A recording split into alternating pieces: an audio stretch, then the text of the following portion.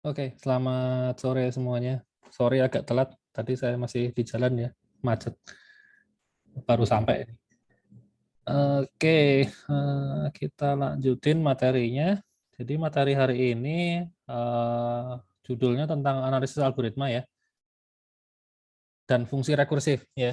Nah, kalau di kelas teori kan, kebanyakan kan bahas justru di bagian ini, analisis algoritmanya. Rekursifnya mungkin cuman ya dibahas sedikit ya, mungkin kayak review gitu ya, review sedikit karena kayaknya udah pernah dibahas di mata kuliah algoritma dan pemrograman kan, jadi mungkin nggak perlu panjang lebar yang ini. Nah, kalau yang praktikum kebalikannya ya, kita bahkan banyak bahas yang ini, yang rekursif, karena ini analisis algoritma kan sebenarnya kan dia hanya semacam teori ya, semacam teori aja. Jadi kalau dipraktekin ya nggak bisa, karena kan ini kita cuma mau menghitung apa ya, kompleksitas ya, time complexity sebuah algoritma ya. Caranya yaitu kita kan menghitungnya worst case ya, kemungkinan terburuk. Jadi pakainya big O ya. Jadi sebenarnya kan untuk mengukur algoritma kan ada beberapa cara ya. Ada namanya big O, terus ada omega, sama ada theta ya. Nah, big O ini dia mengukur worst case ya, kemungkinan terburuk. Sedangkan omega itu mengukur best case ya, kemungkinan terbaik. Sedangkan theta itu menghitung ini rata-rata ya. Algoritmanya itu rata-rata dia membutuhkan berapa iterasi ya. Biasanya kan yang dihitung jumlah iterasinya. Gitu. Nah, itu semua disebut sebagai ini ya, analisis asimptotik ya, atau notasi asimptotik. Gitu. Nah, caranya kan sebenarnya kan kita cuma tinggal menghitung jumlah looping ya. Jumlah looping. Loopingnya ada berapa banyak gitu loh. Kalau ada satu looping ya berarti kompleksitasnya n ya. Kalau ada looping bertingkat ya, ada satu looping di dalamnya juga ada satu looping ya, looping bertingkat berarti itu n kuadrat ya. Kalau sampai tingkatnya 3 berarti n pangkat 3, n pangkat 4 dan seterusnya ya. Intinya kita menghitung jumlah loopingnya ada berapa. Bukan jumlah barisnya. Jumlah barisnya memang kita hitung, tapi kan setelah disimulkan itu nggak ngefek ya. Jadi program yang terdiri dari satu baris sama program yang terdiri dari 5 baris ya, kalau kita analisis pakai analisis asimptotik itu dianggapnya sama ya. Jadi satu baris program sama 5 baris program itu sama aja ya. Satu baris program dengan 100 baris program juga dianggapnya sama. Selama itu di dalamnya tidak mengandung looping ya. Intinya kan itu. Ya, tapi kalau ada looping, nah itu ada n, berarti ada notasi n. Karena programnya akan dikerjakan sebanyak n kali ya, n-nya tergantung inputannya. Kalau yang tadi kan misalnya nih, satu baris program sama 100 baris program, selama dia nggak ada looping di dalamnya kan, dia mau dijalanin kapanpun kan konstan ya, waktunya tetap segitu aja. Ya. Misalnya yang satu baris program itu butuh 0,1 milisecond, sedangkan yang 100 baris program itu butuh 1 detik. Ya, jadi mau inputannya mau kita ganti kayak gimana pun, tetap habisnya waktunya tetap konstan segitu ya. Jadi awalnya inputannya datanya angkanya 1, terus kita ganti jadi 1 juta gitu misalnya, tetap sama aja ya hasilnya. Yang satu baris program tadi 0,1 detik ya, sedangkan yang 100 baris program tadi 1 detik, itu tetap sama, konstan. Nah, itu akan lain kalau misalnya kita pakai looping di dalamnya. Jadi kalau pakai looping kan inputannya pertamanya n-nya 1, maka hanya akan di looping 1 kali. Tapi kalau inputannya n-nya 1 juta, nah kan dia akan di looping 1 juta kali. Nah, itu seperti itu. Jadi kan beda jadinya. Ya. Jadi ini notasi asimptotik itu intinya hanya menghitung looping aja. Nah, karena hanya menghitung looping kan kalau dipraktekin ya nggak bisa ya. Apanya mau dipraktekin dari sebuah looping gitu. Itu kan cuman kita lihat source code terus kita tebak gitu. Oh, ini kompleksitasnya n pangkat 2 misalnya ya. Gitu. Jadi ini cara pengukuran yang pertama, notasi asimptotik, yaitu yang banyak dipakai untuk mengukur sebuah algoritma ya. Kemudian bisa juga analisis secara empiris. Empiris itu eksperimen ya. Ya pakai waktu ya. Jadi kalian jalanin programnya terus dihitung waktunya berapa detik ya. Cuman yang ini kan nggak disarankan ya, kalau buat secara ilmiah, secara saintis itu nggak disarankan. Kenapa? Karena hasilnya tuh nggak konsisten ya, antara satu komputer dengan komputer lain bisa berbeda. Jadi program yang sama dijalanin di komputer saya gitu misalnya butuh 50 detik, di komputer kalian misalnya butuh 30 detik ya. Terus di komputernya yang lain lagi mungkin 20 detik. Nah, beda-beda padahal programnya sama persis. Nah, itu kekurangannya kalau analisis secara empiris ya kayak gitu itu.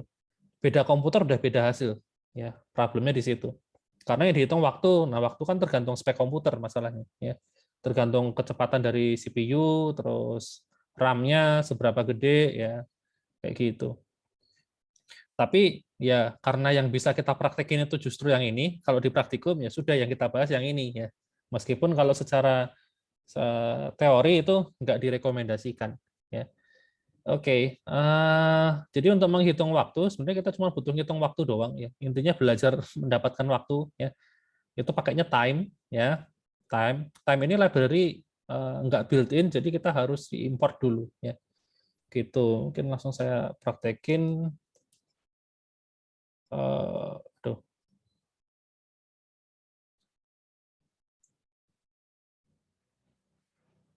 Analisis.kt, KT lagi, PY.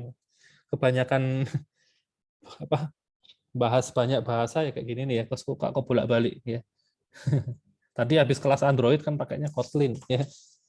Sekarang Structured pakainya Python. Oke, jadi untuk menghitung waktu kita harus mengimport time ya. Time ini merupakan library ya, bisa dipakai buat ngambil waktu dari sistem ya. Time it juga sama ya. Intinya sama. Oke, terus kemudian kalau mau ngambil waktunya ya, waktu sekarang dalam satuan detik ya ini time bisa kita panggil fungsinya dot time ya. Gitu. Coba kita ambil ya misalnya waktu startnya itu time gini, terus kita coba print ya berapa sih hasilnya gitu. Ini bukan start tapi now gitu aja ya. Kita lihat apa ini, start is not defined. Oh iya ini now, sorry. Ini ya, ini 100 lagi 1 2 3 4 5 6 7 8 9 digit ya. 9 digit apa namanya? Angka berarti 1 miliar ya, 1 miliar 1,6 miliar sekian. Ini satuannya detik ya. Ini detik ya. Detik. Ini disebut sebagai Unix time ya. Unix time artinya ini adalah detik yang dihabiskan ya, detik yang sudah dilalui terhitung dari tanggal 1 Januari 1970. Ya, itu namanya Unix time ya. Unix time. Nah, ini Unix time itu adalah waktu yang dihitung dari ini 1 Januari 1970 gitu. Coba kita lihat tempat orang lain ya. Nah, ini kan hampir sama nih hasilnya. 163.100.4467 ya. Nih 163.100.44 ya, cuma beda belakangnya karena kan udah kita ngambilnya waktunya beda ya. Gitu. Ini disebut sebagai Unix time ya.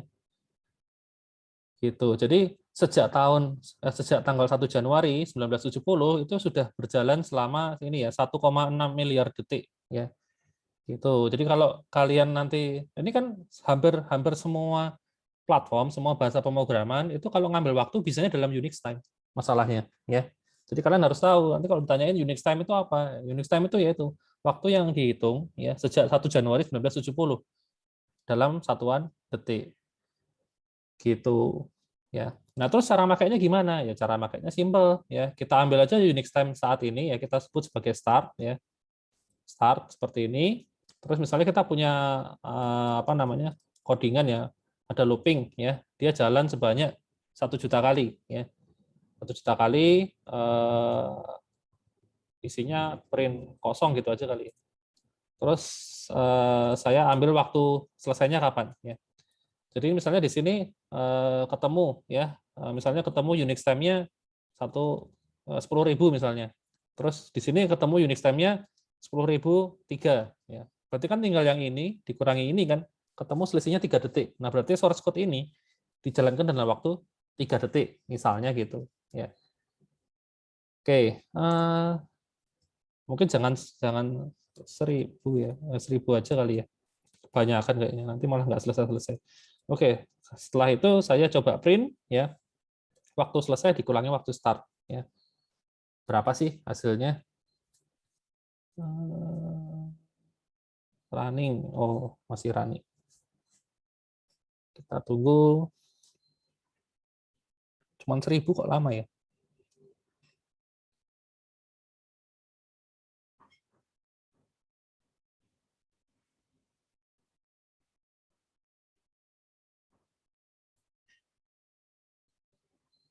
Lama amat ya. Jadi jangan-jangan anu nih. Bener kan ya, running. Ini running. Kalau udah selesai harusnya ini ya, dan ini keluar tulisannya.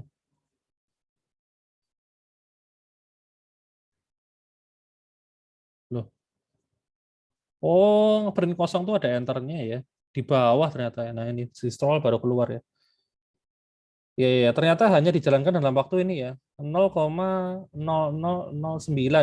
ya detik ya. Nggak sampai 1 detik ya. Coba lagi aja saya jalanin. Nah, ternyata di bawah. Nah, ini harus di scroll. Nah, di sini ya. Gitu. Coba kalau saya naikin jadi apa? 10.000, apakah naik 10 kali lipat kecepatannya? Belum tentu sih sebenarnya. Oh, naiknya lumayan deh, 0,01 ya. Naiknya malah ini 100 kali lipat ya. Tadi berapa? Kita anggap ini 0,001 ya. 001. Yang ini tadi 0, oh ya 10 kali lipat ya, betul ya. Kira-kira 10 kali lipat. Gitu. Nah, ini linear. Nah, berarti kan kompleksitas dari source code ini adalah n ya, karena ada satu looping di sini. Kalau secara asimtotik dia kompleksitasnya n ya. Kompleksitasnya n karena ketika apa namanya? Ketika n sama dengan 1000, tadi dia butuh anu ya, kira-kira 0,001 second ya. Tapi ketika apa? N-nya itu saya naikin 10.000 ya, otomatis naiknya 10 kali lipat karena linear kan. Nah, gitu, linear gitu.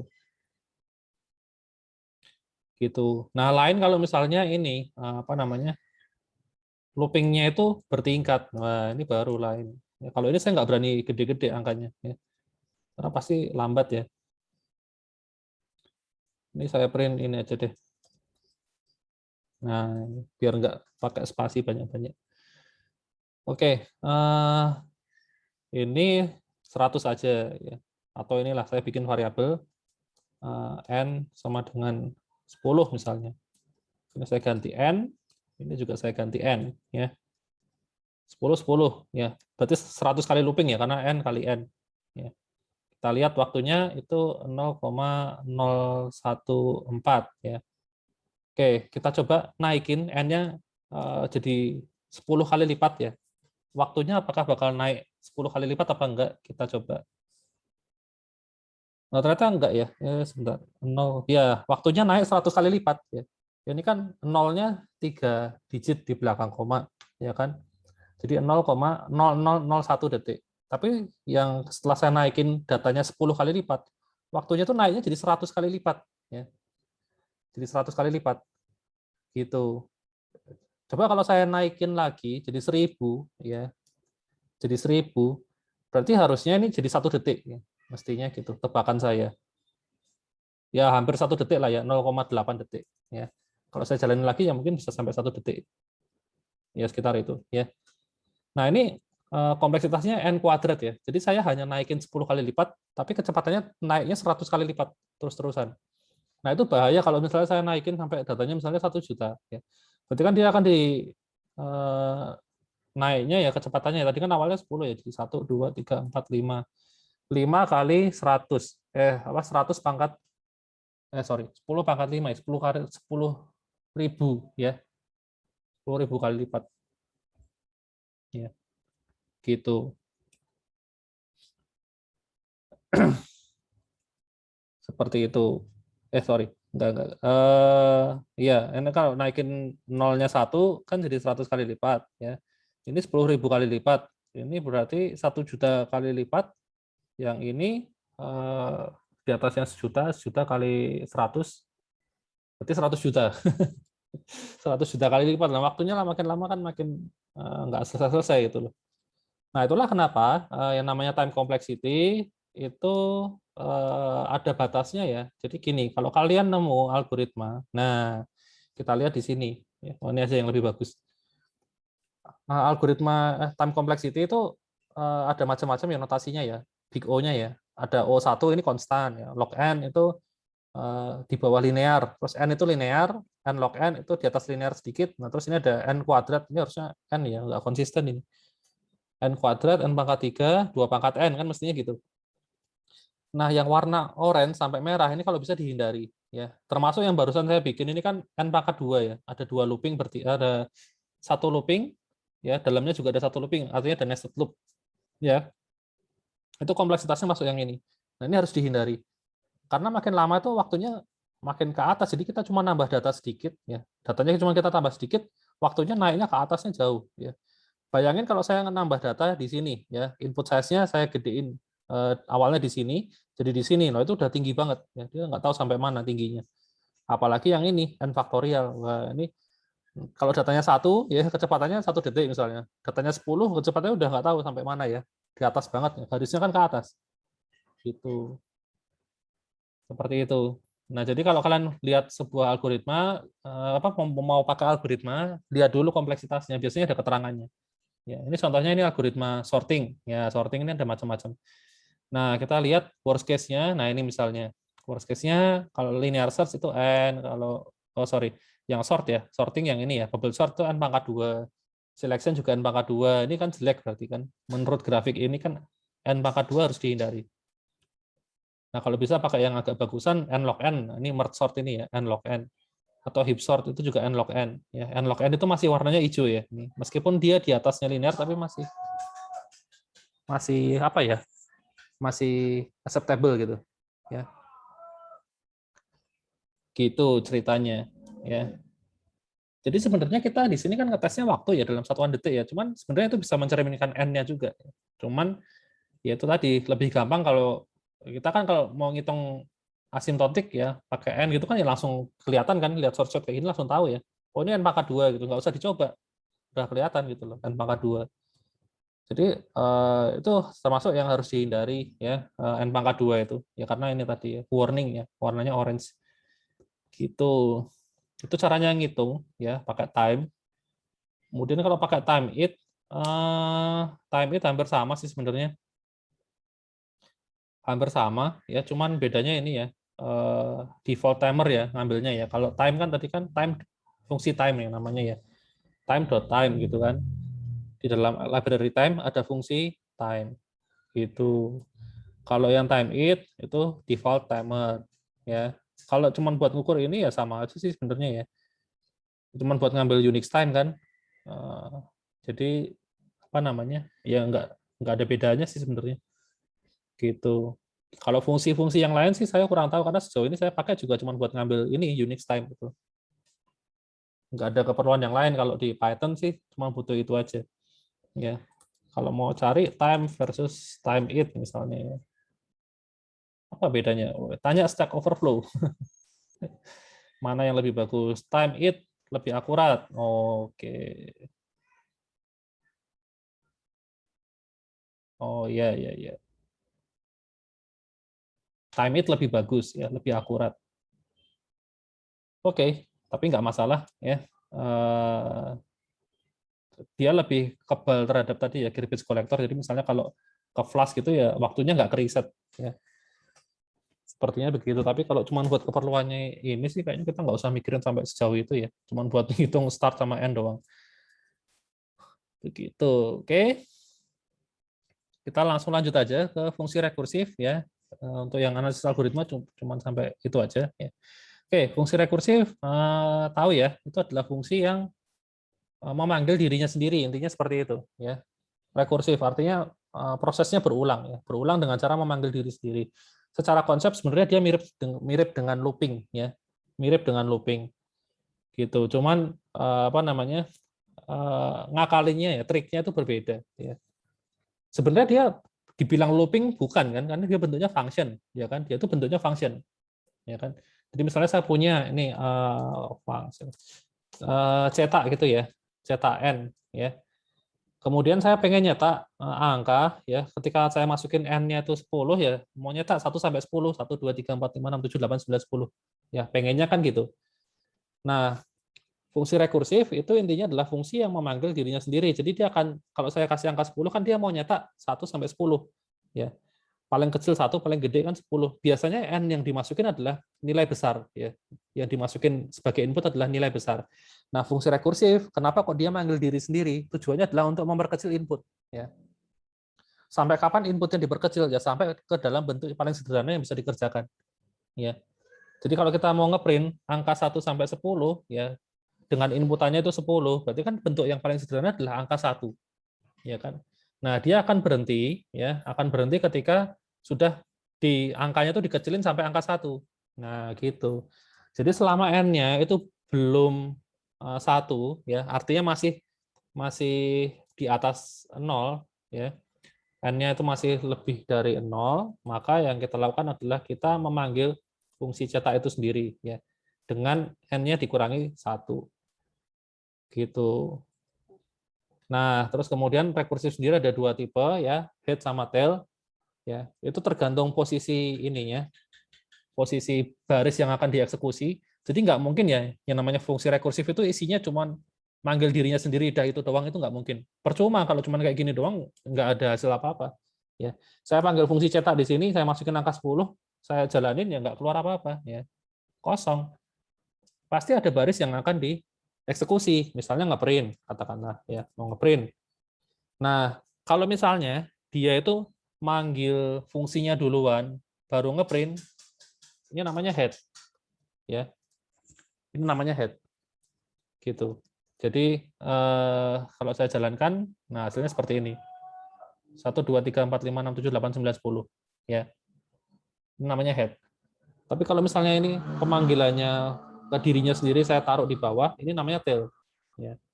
Saya jalanin, hasilnya beda. Ya, kebalikannya. Nah, gitu. Jadi head sama tail itu ngefek ke outputnya, ya.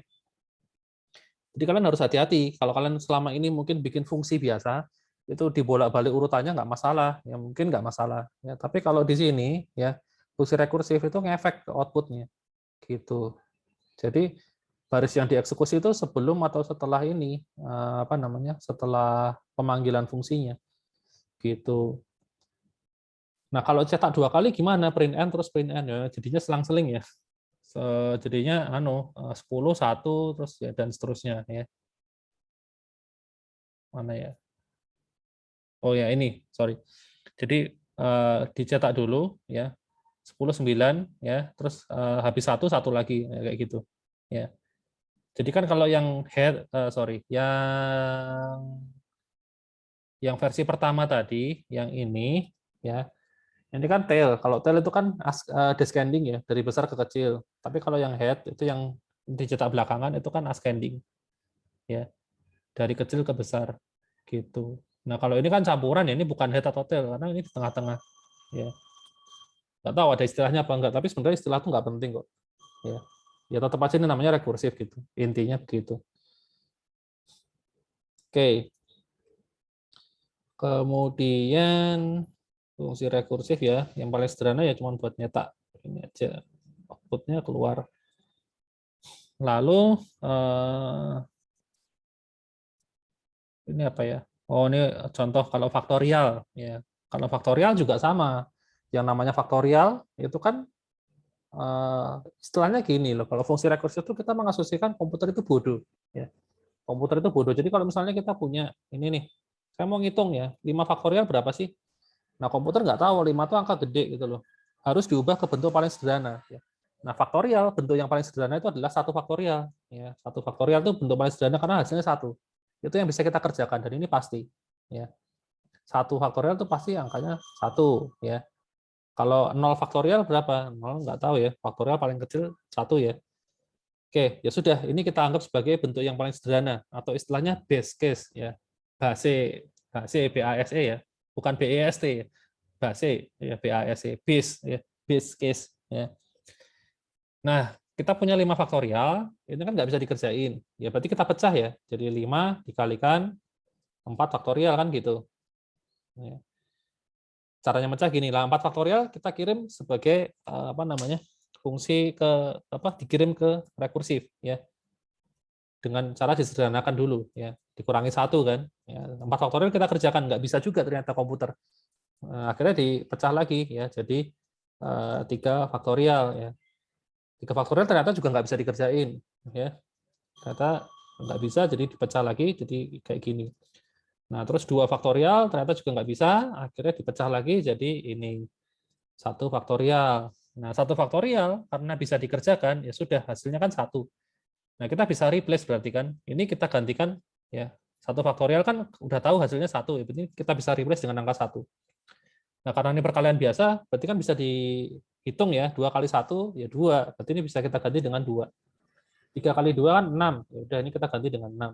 6 kali 4 kan 24. Ya, berarti ini kita ganti 24. Ya, terus tinggal dihitung aja gitu. Balik ke atas. Jadi kita pecah sampai yang paling kecil. Setelah ketemu paling kecil yang hasilnya sudah pasti, balik ke atas. Gitu. Nah, terus prakteknya gimana ya? Prakteknya gini aja. Def faktorial dari n. Base case-nya kan kalau 1 faktorial ya. Jadi ketika n-nya itu 1, ya, maka kita bisa return 1. Tapi kalau bukan 1, ya, maka yang kita balikin adalah nilai. Misalnya nih 5, kita masukin n-nya 5 ya. Yang kita balikin adalah n dikalikan tadi adalah 4 faktorial. 4 faktorial itu kan n-1 ya. Berarti kita balikin n dikalikan dengan faktorial dari n-1. Nah, kayak gini caranya ya. Jadi kalau kita hitung faktorial dari 5 gitu, maka hasilnya 120. Loh, mana? Oh, nggak di print loh ya. Gimana sih? Print. Nah, gini. Nah, 120 ya. Gitu. Cara berpikirnya begitu. Ya, ini masih termasuk yang sederhana ya. Termasuk yang simple. Oke, kemudian ini ada perbandingannya kalau pakai fungsi iteratif sama fungsi rekursif. Gitu. Nah, kalau saya tanya nih, sekarang giliran saya tanya ke kalian, fungsi yang iteratif sama yang rekursif, bagusan yang mana? Mana yang lebih bagus? Kayaknya di sini nggak ada pembahasan bagus yang mana. Nah, yang adanya kan di teori. Nah, kalian merhatikan nggak waktu di teori, bagusan yang mana? Ada yang mau jawab? Antara fungsi looping, ya looping biasa, sama yang fungsi rekursif, itu mana yang lebih bagus? Kalau misalnya kalian jawab yang looping biasa lebih bagus, nah kenapa gitu? Bagusnya di mana sih? Kalau ada yang jawab rekursif lebih bagus, ya bagusnya karena apa gitu? Karena kan kalau dibilang bagus ya dua-duanya bagus sebenarnya ya. Cuman bagusnya karena apanya sih gitu loh. Kalau salah satu lebih bagus dan satunya itu jelek, ya yang jelek nggak usah dipelajarin, buat apa kan? Gitu. Misalnya ini nih, yang rekursif ya. Rekursif bagusnya di mana sih sebenarnya? Kok kita harus belajar?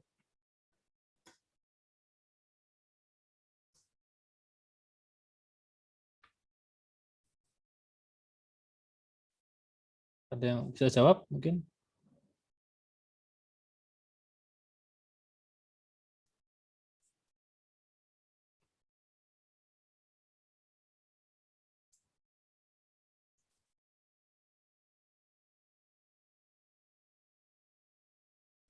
Nggak ada? Ya sudah, saya jawab sendiri aja.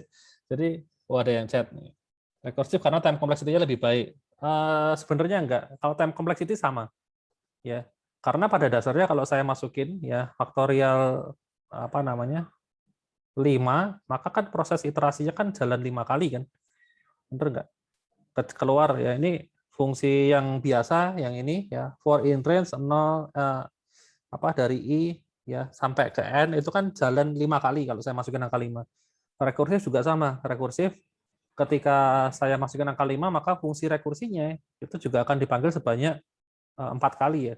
Termasuk dirinya sendiri jadi total 5 juga. Jadi secara time complexity sama saja. Oh iya, time complexity itu kalau buat ngitung rekursif itu nggak bisa ya pakai cara yang tadi ya, ngitung looping gitu nggak bisa karena kan rekursif kan kalau dilihat dari luar kan bukan looping kan. Nah, jadi gini, saya ingat. Jadi kalau ada ketemu fungsi rekursif, itu kalian memang harus telaah sedikit-sedikit ya.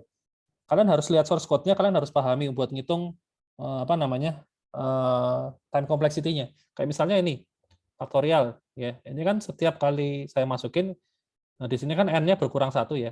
berkurang satu, berkurang satu, berkurang satu kan gitu. Nah, yang model seperti ini ya, ini kompleksitasnya jelas ya. O-nya tuh n ya. N karena kalau saya masukin n-nya 5, maka dia akan di-run sebanyak 5 kali ya. Kalau saya masukin 10, akan di-run sebanyak 10 kali ya. Jadi kompleksitasnya n. Tapi ada juga fungsi lain ya, misalnya ini search ya untuk tree gitu misalnya ya, dimasukin sebuah node ya. Ini besok sih materinya di pertemuan akhir, tapi saya kasih lihat aja apa namanya search tree itu node sama target kali ya, target. Nah misalnya ketemu kalau misalnya node sama dengan node dot value gitu misalnya ya, sama dengan target ya, maka return true ya. Terus kalau misalnya elif ya node dot apa namanya node dot leaf gitu misalnya ya, node dot node yang paling bawah is leaf gitu, is leaf ya, maka return false ya, artinya nggak ketemu gitu. Terus apa namanya else-nya itu search tree ya, node dot left ya, koma target, search tree node dot right ya, koma target. Nah misalnya ada kayak gini, ini searching dalam sebuah tree ya. Nah ini gimana ya cara menganalisasnya secara asimptotik itu agak susah ya. Kita harus pahami source code-nya, terus kita pakai intuisi sih sebenarnya ya. Kalau kita lihat source code seperti ini, oh berarti node itu bentuknya tree.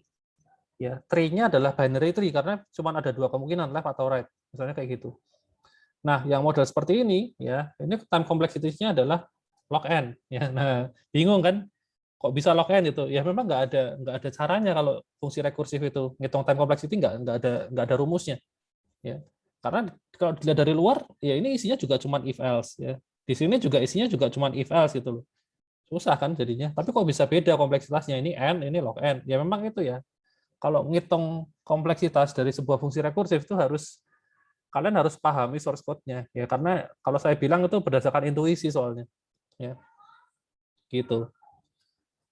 Jadi kalau ngomongin fungsi rekursif, time complexity, nah itu agak susah ya. Kayaknya sih nggak mungkin keluar di soal juga sih. Misalnya kalian dikasih source code seperti ini gitu misalnya ya. Ini fungsi rekursif gitu kan. Cukup kompleks ya fungsi rekursif. Nah itu time complexity-nya berapa itu kayaknya nggak mungkin ya. Karena susah ya. Kecuali kalau yang cuma simpel-simpel kayak gini mungkin aja ya. Kalau kayak faktorial terus cuma fungsi zeta, ini semuanya kan n ya. Gitu. Jadi kalau seandainya nih misalnya ketemu soal fungsi rekursif suruh ngitung apa namanya analisis asimptotik, kayaknya kemungkinan jawabannya selalu yang n ya, kayaknya selalu n gitu. Nah, itu tips and trick menjawab soal ujian, tapi kayaknya sih nggak ada soal kayak gitu ya, pasti soalnya bentuknya for biasa gitu. Oke, jadi kalau tadi ada yang bilang time complexity kurang tepat karena time complexity-nya sama antara fungsi rekursif sama looping biasa. Nah, jadi saya jawab aja.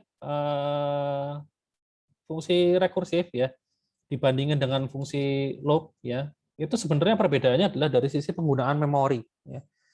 Dari sisi penggunaan memori, fungsi rekursif itu jauh lebih boros dibandingin dengan fungsi apa namanya yang looping biasa ya.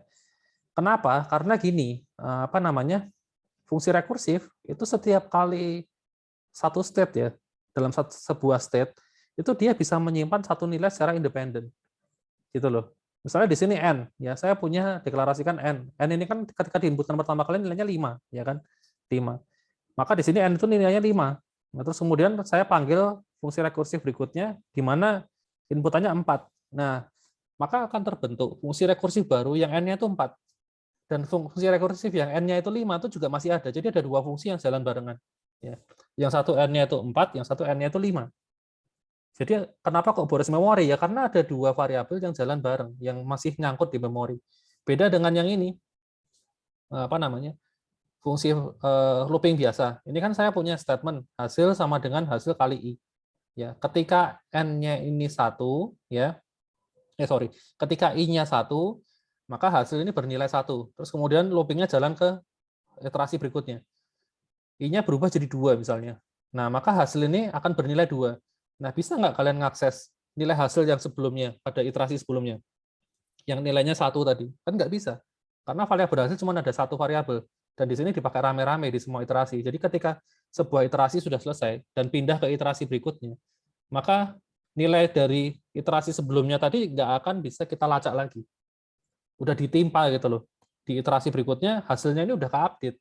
Kita nggak bisa cari tahu, oh tadi hasil yang sebelumnya berapa ya? Nggak bisa, ya kan? Kan udah dikaliin, udah dimasukin lagi ke variabel hasil, udah diupdate gitu loh nilai hasil. Jadi nggak bisa dicari lagi gitu. Ya itu karena variabelnya cuma 1 dan itu dipakai rame-rame di semua iterasi. Makanya dia nggak boros. Ya. Dia cuma butuh 1 slot di memori. Kalau yang ini, dia butuh slot di memori ya sebanyak n. Kalau n-nya 100 ya berarti dia akan bikin 100 variabel n, ya, state-nya sendiri-sendiri, ya. Dan itu semuanya dipasang di memori, makanya boros. Ya. Gitu. Jadi dari sisi memori itu jauh lebih boros, ya. Jeleknya rekursif, ya. Itu yang jadi keuntungan dari kalau looping biasa. Terus rekursif bagusnya apa? Rekursif itu kalau saya bilang yang bikin dia bagus, dia tuh ketika buat bikin function itu bisa simple, ya, simple, sederhana. Isinya cuma if else doang, ya, nggak ada yang aneh-aneh, ya.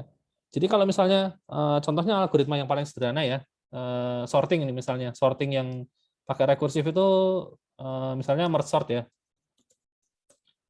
merge sort. Nah ini kan kompleksitasnya n log n karena dia pecah-pecah kayak tree kan bentuknya kan, dari satu array bisa dipecah jadi 2, 2 dipecah lagi jadi total ada 4, 4 bisa dipecah lagi jadi 6, nah kayak gini.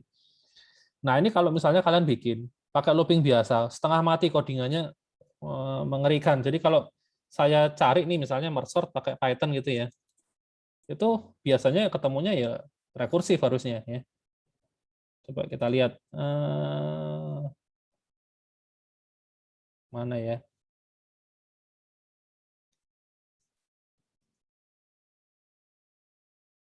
Merge saya cari merge. Nah, ini. Iya bener ini ya. Ini fungsi merge sort ya. Merge sort. Di dalamnya manggil lagi merge sort gitu ya. Loh, apa iki? Well, ini ada fungsi merge sort ya. Terus ini ada merge sort juga ya, artinya fungsi rekursif ya. Nah, ini cuman pendek kan barisnya kan. Barisnya cuman pendek ya. Cuman ada if ya. Kalau misalnya apa? Belum belum belum dipecah ke bentuk paling sederhana ya, maka dijalanin yang bawah ya. Tapi kalau sudah maka di return artinya stop gitu. Nah, jadi ini merge sort itu tinggal apa namanya? Cari titik tengahnya ya. Jadi kita lihat ya algoritma apa? Merge sort algorithm. Kalau kita lihat gambarnya, merge sort itu kan dia ini datanya ada 6 ya, dipecah jadi 3 ya, artinya dibagi 2 berdasarkan tengahnya. Nah, ini juga sama, ini dipecah dari tengahnya karena nggak bisa bulat, jadi yang kiri 1, yang kanan 2. Nah, ini masih bisa dipecah lagi. Nah, dia baru berhenti itu ketika masing-masing node itu isinya cuma 1 data ya. Ini 1 data, 1 data, 1 data, 1 data, ya semuanya cuma 1. Itu dianggap sebagai base case ya. Nah, sama kayak source code yang di sini. Dia baru dianggap selesai ya ketika datanya cuma tinggal 1 ya per node. Kalau belum ya cari titik tengahnya, kemudian apa namanya? Diambil sisi kirinya, kemudian diambil sisi kanannya, nah, kayak gitu. Setelah itu digabungin ya, di merge gitu. Ini kan setelah dipecah ya, kiri kanan dipecah kan akhirnya digabungin lagi. Ini 5 sama 12 kan dipecah kiri kanan. Nah, setelah dipecah kan digabungin lagi. Tapi pas gabungin itu dihitung mana yang lebih kecil. Karena yang lebih kecil taruh kiri. Nah, misalnya nih 9 sama 1 kan dipecah jadi ada 9 sama 1. Terus digabungin kan. Nah, waktu gabungin satunya ditukar di kiri, 9-nya di kanan. Karena ini kan buat ngurutin data. Jadi outputnya yang awalnya nggak berurutan akhirnya jadi bisa berurutan. Nah, kayak gitu. Nah, ini source code-nya cuma sesimpel ini gitu loh.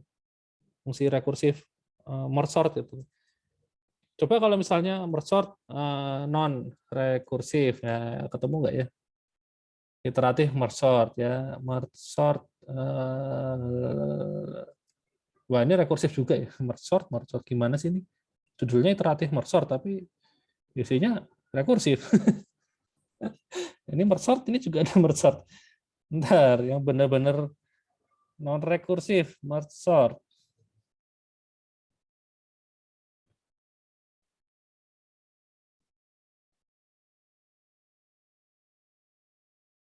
Mana source code-nya? Example. Lo nggak dikasih source code-nya. Ya intinya gini lah sepanjang ini. Nah ini iteratif merge sort ya. Ini aja baru pseudocode ya. Baru pseudocode aja udah sepanjang ini kan. Berapa baris nih? 1, 2, 3, 4, 5, 6, 7, 8, 9, 10. Kira-kira 20 baris lah ya. Sementara kalau tadi yang fungsi yang rekursif merge sort tadi lo kejauhan. Ini aja. Ini cuman ini ya. Mana sih?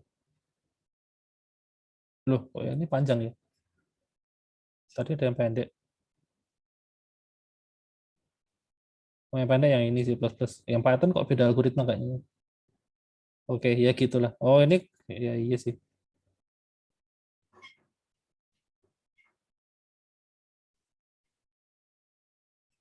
Iya, kok yang ini agak panjang ya, yang ini pendek. Cuman memang di yang bikin panjang tuh repotnya ini loh, nggak bikin array ya sebenarnya ya. Ini sih sebenarnya bukan bagian dari rekursifnya.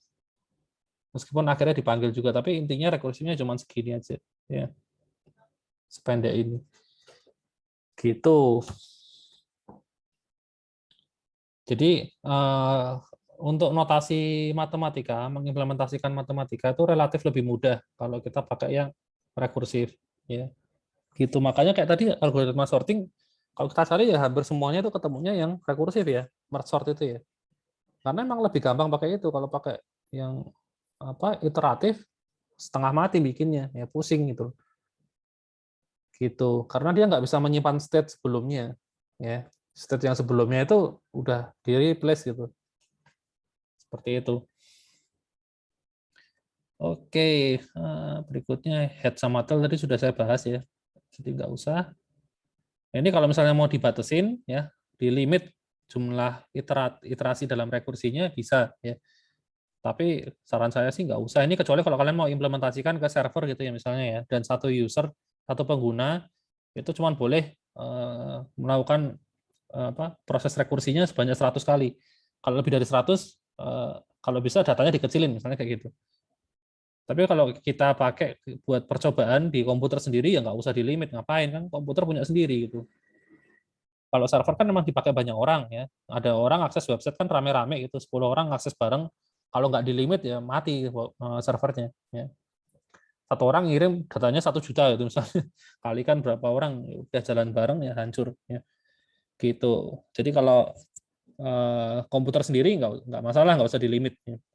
Tapi just in case kalau misalnya mau pakai di server gitu, ya bisa aja sih di limit kayak gini caranya. Gitu. Nah, kalau default-nya sih sebenarnya 1000 ya. 1000 kalau untuk rekursif sebenarnya sudah cukup banyak ya. Gitu. 1000 itu udah lumayan banyak ya. Kalau di atas 1000 sebenarnya ada yang salah dengan entah algoritmanya kok bisa sampai 1000 atau memang datanya yang kebesaran ya. Jadi kalau 1000 ke atas itu memang besar ya. Gitu. Kalau mau naikin juga bisa pakai ini ya. Kan defaultnya 1000. Kita pengen naikin jadi 1 juta ya udah pakai ini. Limitnya dinaikin 1 juta. Just in case kalau butuh ya. Oke, untuk guide-nya ini apa ini? Oke, mencari pasangan ya. Pasangan jumlah ya. Oke, ini pertama-tama generate sebuah list ya, berisi angka random, tidak ada yang kembar ya. Oke, saya copy aja biar cepat. Oke, misalnya ini saya generate list ukurannya 10 aja ya. 10, batas atasnya kayaknya kali 10 aja ya, kebesar. Jadi kalau saya masukin 10, berarti batas atasnya 100 ya. Nilainya antara antara 0 sampai 100. Seharusnya gitu. Oke, nah ini hasilnya. Kalau saya print lagi, nah beda-beda. Ya. Hasilnya berbeda. Gitu. Oke, berikutnya yang harus kita lakukan adalah mencari pasangan ya sesuai target yang ditentukan. Jadi kalau misalnya saya punya target ya adalah 41. Nah, tujuannya adalah ada nggak sih di antara bilangan ini kalau dijumlahkan hasilnya 41? Ya, ada nggak? Gitu. Kalau ada, ya itu angka berapa dan angka berapa, ya kayak gitu. Ya, cara kerjanya seperti itu. Nah, kita bisa bikin pakai fungsi rekursif ya. Saya bikin cari pasangan. Sorry, ini bukan rekursif ya di sini ya. Oh, ini biasa ya, looping biasa, sorry. Kalau looping biasa ya sudah, saya bikin ini aja. Iya, ini cuma meraktekin looping biasa, ya tetap bikin fungsi lah. Deh, cari pasangan, kemudian kirim apa data sama target ya. Nah, tinggal saya looping ya, for i in range ya, mulai dari apa namanya indeks ke 0 sampai ke apa ini? Loh, sampai ke line data -1 ya. Terus ada lagi looping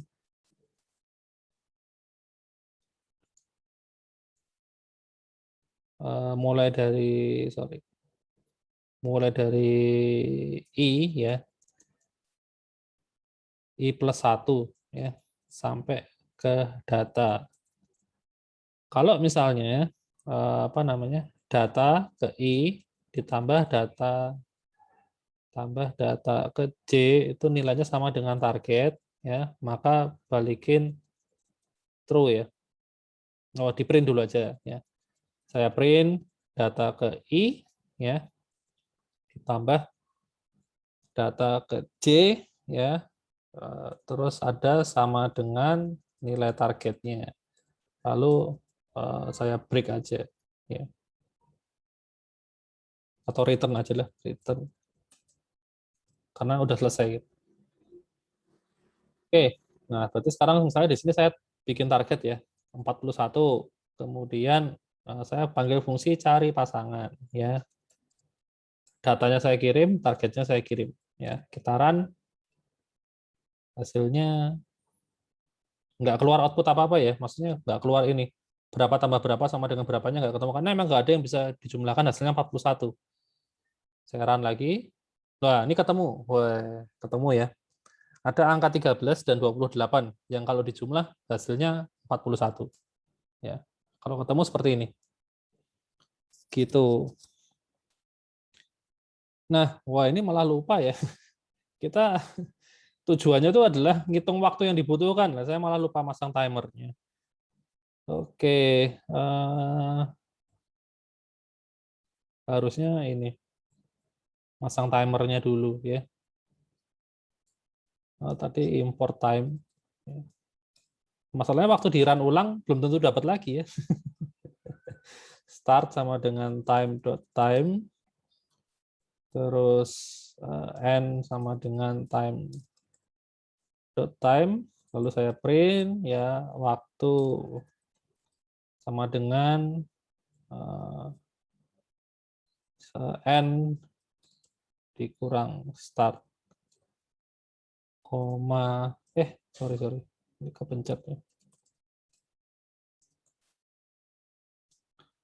koma mana tadi detik ya. Oke, saya coba run. Nah ini ketemu waktunya 1, pangkat -5, artinya maksudnya ini angka 1 ini harusnya setelah ada 5 digit di belakang koma. Harusnya di sini angka 1-nya. Kayak gitu ya cara bacanya ya. Karena terlalu kecil jadi ini ditampilkannya seperti ini. Saya run lagi. Ya, ini masih nggak ketemu. Oke.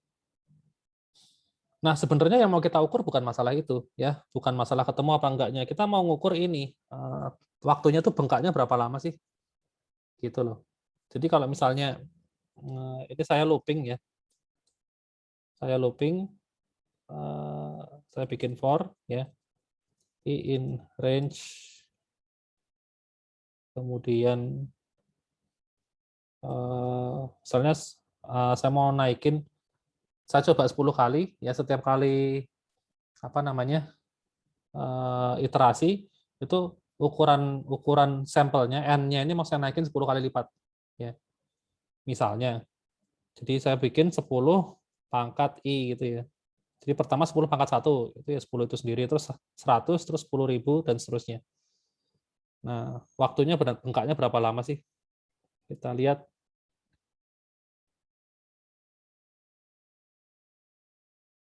Susah ya lihatnya ya. Bentar, ini nggak usah saya print aja yang ini. Ini saya komen. Tuh. Yang ini juga saya komen. Ya, nggak usah di print karena kita cuma mau lihat waktunya bengkaknya berapa lama. Saya run di terminal aja. Nah ini.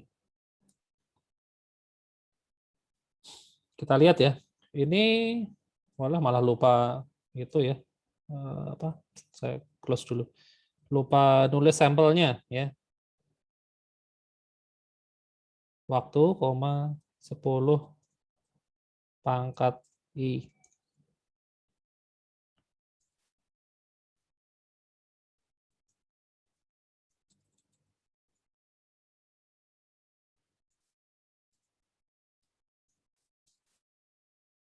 Gini aja, oke. Kita lihat hasilnya.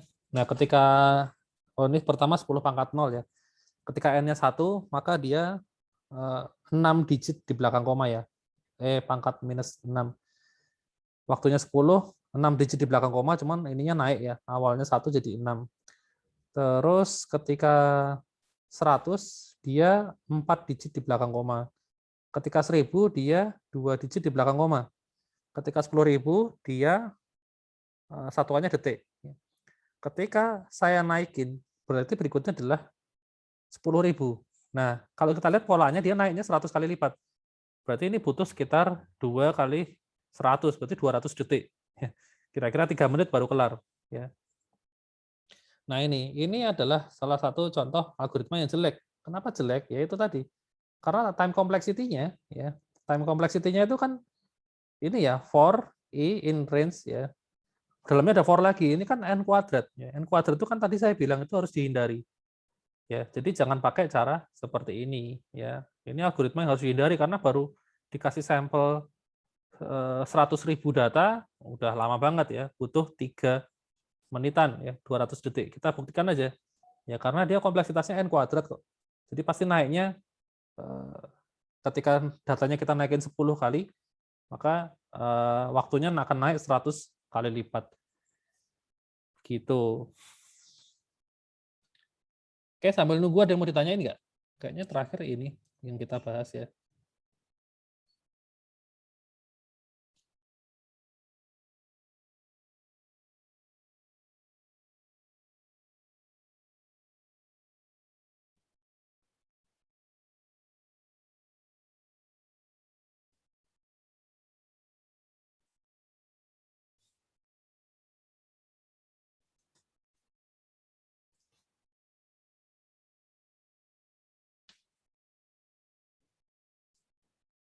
Lama ya. Ya intinya gitulah, saya stop aja. 3 menit saya ya, pokoknya 200 detik ya, saya jamin. Gitu, kelamaan. Ya. Nah, terus caranya mengimprove gimana kalau ada kasus kayak gini? Ya simple ya. Jadi gini, kita akan lihat polanya ya. Ini kan kita dikasih sekumpulan angka, ya kan? Misalnya kayak gini nih, datanya pakai ini aja. 3, 6, 12, 19, 20, 22, 29, 33, 35. Kalau misalnya targetnya nih, saya tentukan. Targetnya 21. Ya, 21. Mungkin yang ada aja deh. Targetnya 18. Misalnya 18. Ya. Kan kita ngitung mulai dari yang paling rendah ya. 3. Dijumlahkan dengan sampingnya 6. 9. Ternyata bukan. Ya, coba lagi 3 dengan sampingnya lagi 12. Hasilnya 15. Ya. Terus 3 dengan 19. Hasilnya 2. Nah, itu kan udah di atas 18 ya. Kalau kita coba yang sisanya itu pasti udah dijamin nggak akan ketemu. Bener nggak? Nggak akan pernah ketemu. Ini udah di atas 18 gitu loh. Ngapain harus dihitung? Nah, cara yang bisa kita lakukan buat mengimprove adalah, nah kalau misalnya apa namanya data ke I ya atau data ke I sudah di atas target ya atau data ke J ya juga sudah di atas target ya di break aja mendingan nggak usah dihitung ngapain kayak gini. Nah ini maka hasilnya akan lebih cepat sih harusnya kita lihat. Wah lebih cepat kan, ini udah sampai ini tadi kan kita cuman ini misalnya yang ini nih 10.000 data dia butuh 2 detik. Nah ini kalau 10.000 butuhnya berapa? Nah, 0,002 ya 0,002. Nah kalau kita lihat polanya nih kenaikannya ya ini 4 digit di belakang koma, yang ini 3 digit, yang ini 2 digit, yang ini 1 digit, yang ini 1 detik. Nah, ini artinya apa? Artinya setelah saya tambahin pengecekan seperti ini, kompleksitasnya dia itu berubah ya. Berubah jadi N. Bener ya? Jadi N ya. Naiknya cuma 10 kali 10 kali ya. Jadi ini naiknya 10 ketika N-nya saya naikin 10 kali lipat, waktunya akan berkurang 10 kali lebih lambat ya.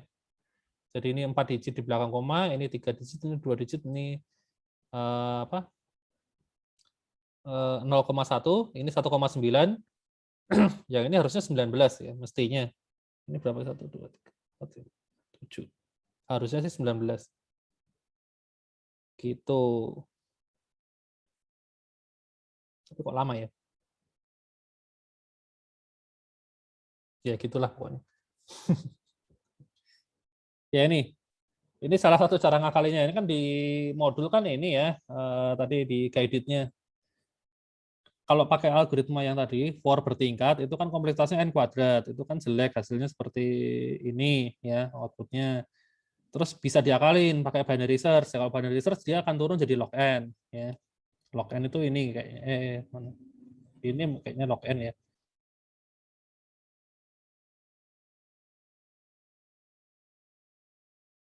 Oh enggak ding, bukan ding. Rasio waktu. Oke, bisa kita ganti pakai binary search kalau mau itu n log n. Ya. Nah,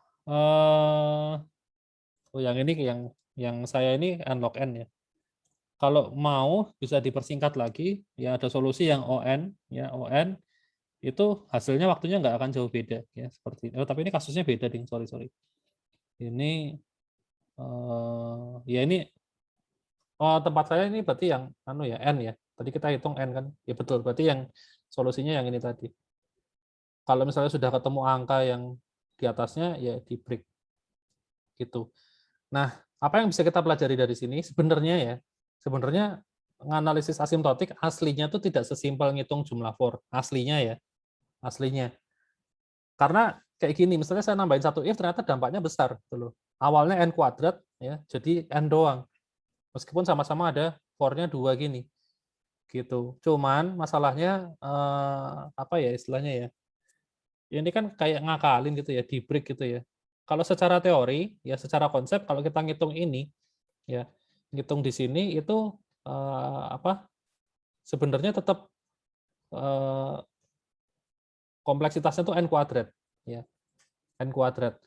Ya ini karena kebetulan anu ya target datanya kan yang saya cari 41 dan itu angka kecil jadi apa namanya ya enggak sih ini kan mungkin ada yang kebetulan ketemu ya tapi gini apa namanya kalau secara teori itu kita tetap anggapnya ini n kuadrat itu meskipun di dalamnya ini kita bisa improve kayak gini itu misalnya ya seperti itu yaitu jadi apa namanya kalau mau pakai kayak gini ya nggak apa-apa ya n kuadrat tapi kalau bisa ya jangan mentah-mentah kayak tadi ya semuanya harus dicek kalau bisa ya tetap diakalin kayak gini ya kalau misalnya target apa data yang dicek itu sudah di atas target ya nggak usah dihitung misalnya kayak gitu ya itu cara paling simpel buat mengimprove algoritma kan jadi cepet banget kan gitu ceritanya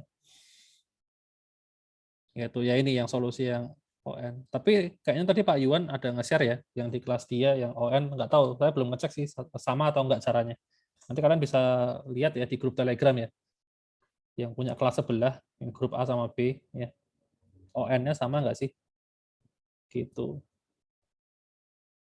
Kalau mau binary search itu nanti hasilnya ini. Binary search tuh ngitung dari tengah ya. Jadi misalnya gini, mana datanya? Kalau kita kan tadi ngitung dari kiri ke kanan ya. Nah ini aja. Kita kan ngitung dari kiri, data paling kiri kita hitung. Nah kalau binary search itu yang dihitung adalah tengahnya dulu, ya tengahnya. Kan ditargetin 41, ya kan? 41. Nah ini 20, kan tengahnya 20. Nah 20 akan dijumlahkan dengan samping kanannya. Itu lebih kecil atau lebih besar dari 41. Oh ternyata lebih besar. Nah, berarti jangan dihitung yang sisanya. Ini pasti akan bengkak lebih besar. Nah sekarang coba dihitung ini. 19 sama 20. Oh ternyata lebih kecil. Nah berarti masih ada kemungkinan yang di sini itu bisa dikombinasi dengan yang sini. Tapi kan ini nggak ketemu. Ya sudah 20 dibuang. Ya. Karena 19 sama ini. Oh ketemu. Ya sudah selesai. Gitu. Ngitungnya dari tengah pokoknya. Itu binary search. Ya. Itu bisa ketemu kompleksitasnya unlock n ya, karena dia bisa membuang data yang sudah tidak akan mungkin tepat gitu ya, seperti itu. Ini kelamaan ya, saya stop aja. Oke, sampai sini ada yang mau ditanyain nggak? Kayaknya udah selesai ya Uya. Ini unguided-nya nanti bisa dicoba bikin Fibonacci dari N1 sampai ke 100 terus dihitung ya. Bikin tabelnya Fibonacci 1 sampai Fibonacci 100. Jadi kalau Fibonacci 1 berapa, 2 berapa dan seterusnya. Terus kompleksitasnya apa? Gitu. Oke, ada yang mau ditanyain nggak sampai di sini? Sebelum saya akhiri. Belum ada sih, Pak. Oke, sepertinya tidak ada. Ya sudah, kalau nggak ada mungkin kelasnya cukup sampai di sini ya. Jangan lupa presensi ya, udah saya buka. Oke, gitu aja. Kalau gitu sampai ketemu lagi minggu depan ya. Thank you semuanya. Terima kasih, Pak.